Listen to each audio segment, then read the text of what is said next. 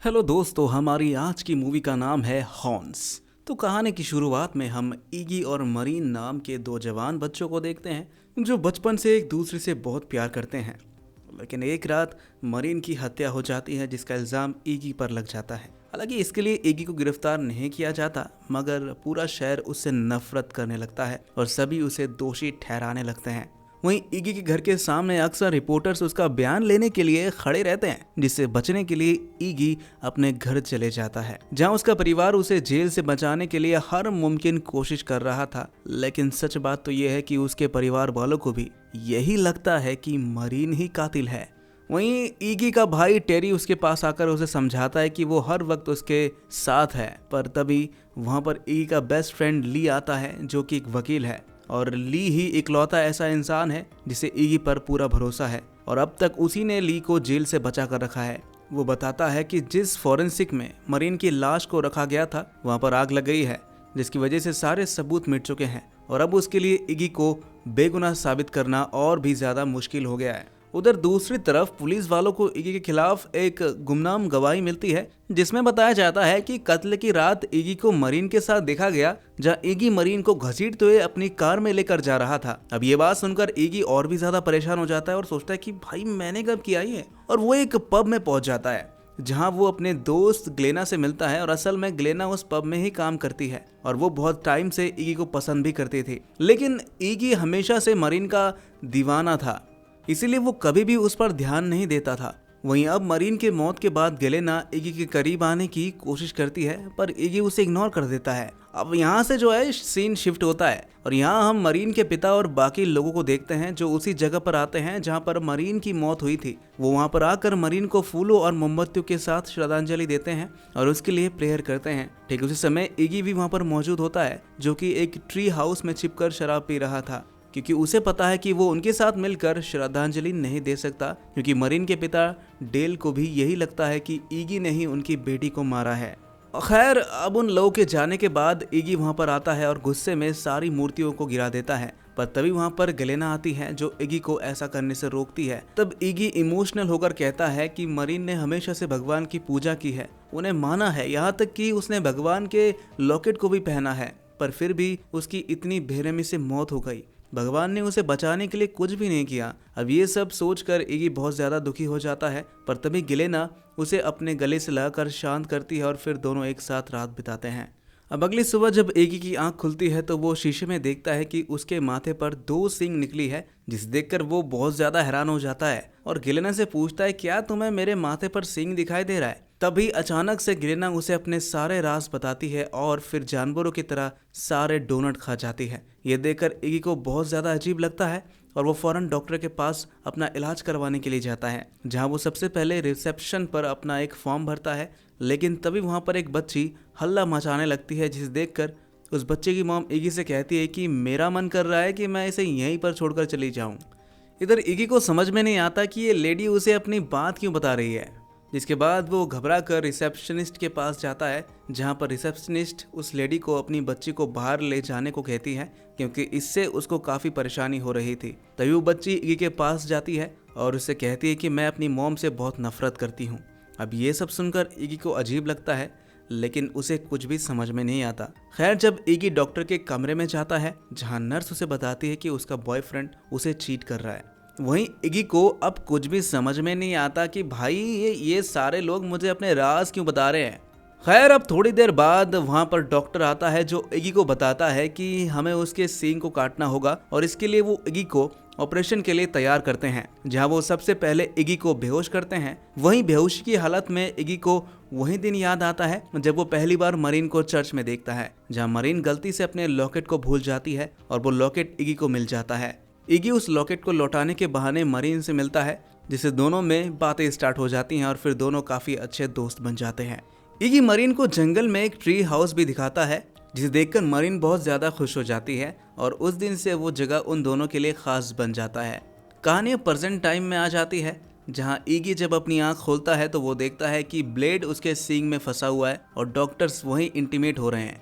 ये सब देखकर ईगी फौरन वहां से भाग जाता है और सीधा चर्च पहुंच जाता है, जहां वो फादर माल्ट से मिलता है और उनसे मदद मांगता है। लेकिन फादर माल्ट उसे देखकर घबरा जाते हैं और उसे वहां से जाने के लिए बोलते हैं। साथ ही वो उसे कहते हैं कि भगवान तुझे तेरे पापों का सजा दे रहा है और अब इससे बचने का तेरे पास कोई तरीका नहीं है। वहीं इगी को उनकी बातें बिल्कुल भी समझ में नहीं आती, इसीलिए वो फौरन ली से मिलने जाता है, जहाँ इगी नोटिस करता है कि ली को उसकी सींग दिखाई नहीं दे रही है।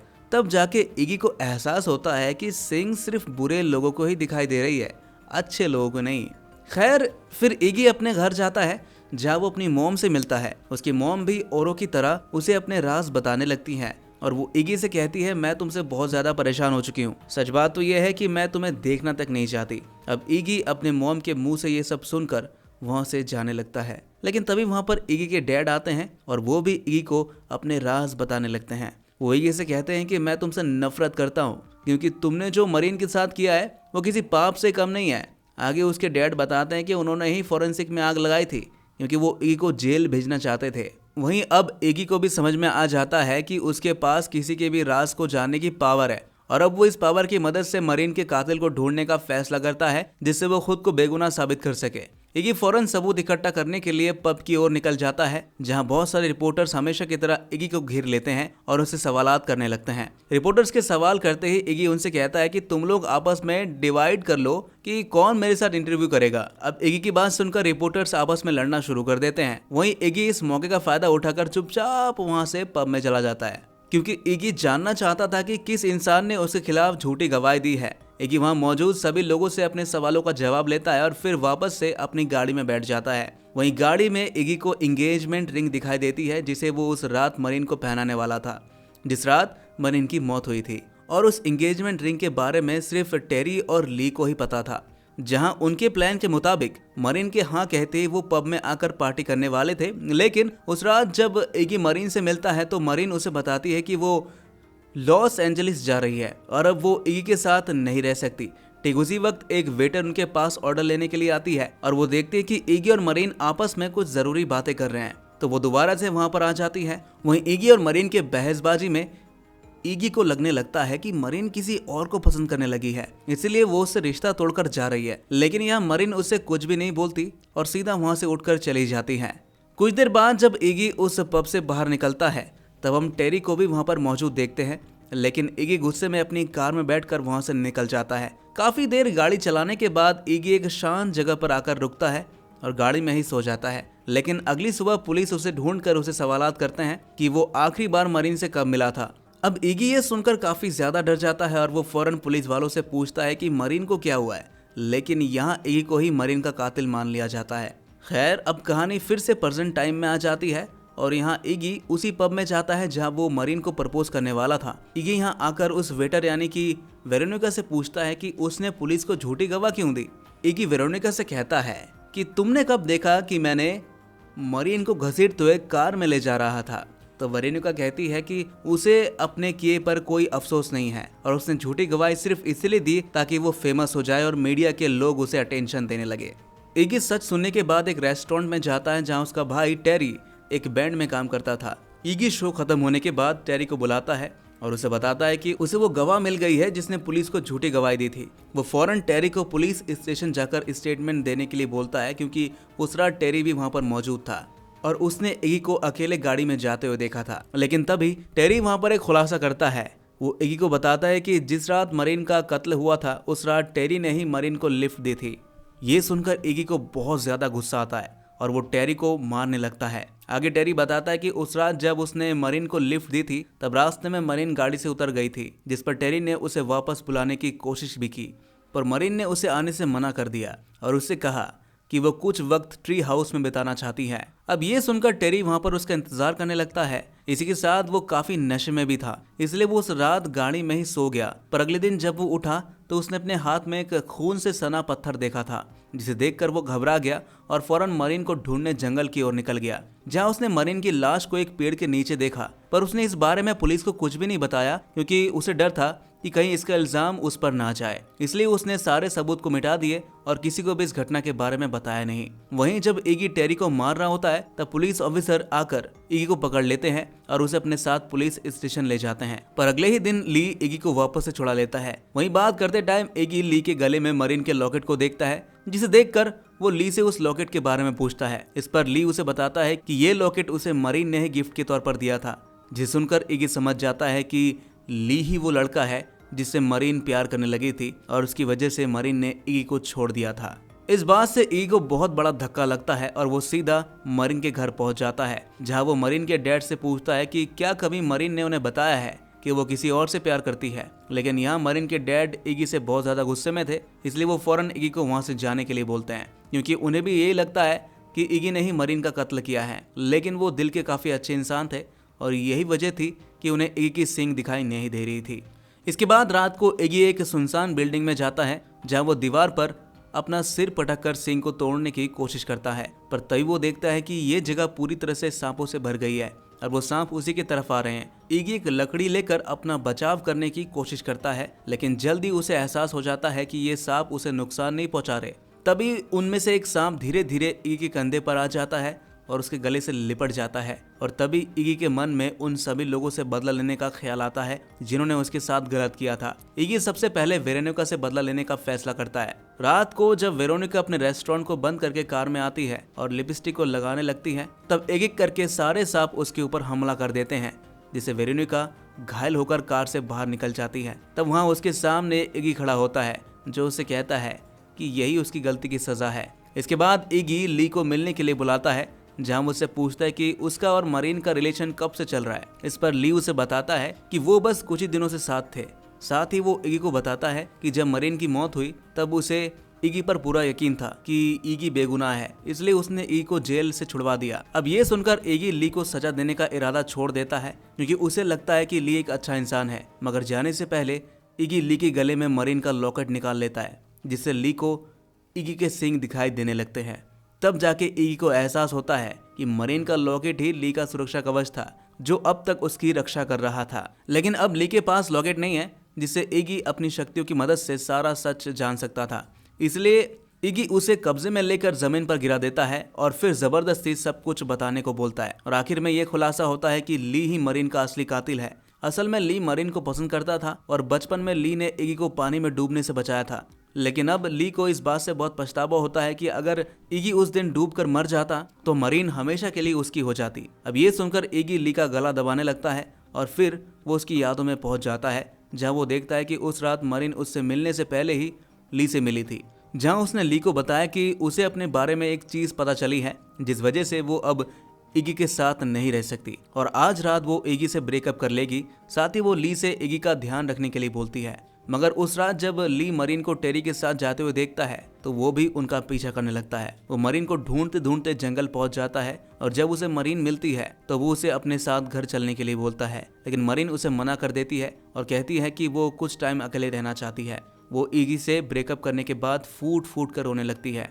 तब ली उसे आगे बढ़कर किस कर लेता है और उससे कहता है कि तुम्हें खुद को अकेला समझने की जरूरत नहीं है। असल में ली को लगता था कि मरीन ने इगी को इसलिए छोड़ा है क्योंकि वो उससे प्यार करती है, लेकिन मरीन ली को हटाते हुए बोलती है कि वो सिर्फ इगी से प्यार करती है और मरते दम तक वो बस इगी से ही प्यार करेगी। इधर प्रेजेंट टाइम में ली इगी पर हमला कर देता है और उससे बताता है कि जब उसे पता चला कि मरीन उससे प्यार नहीं करती और उसका इतने सालों का इंतजार बर्बाद हो गया, तो उसने पास पड़े एक पत्थर से मरीन के सिर पर हमला कर दिया और उसके लॉकेट को चुरा कर अपने पास रख लिया। साथ ही उसने उस खून से सने पत्थर को उठाकर टेरी के गाड़ी में रख दिया, जिससे मरीन के मौत का इल्जाम टेरी पर आ जाए।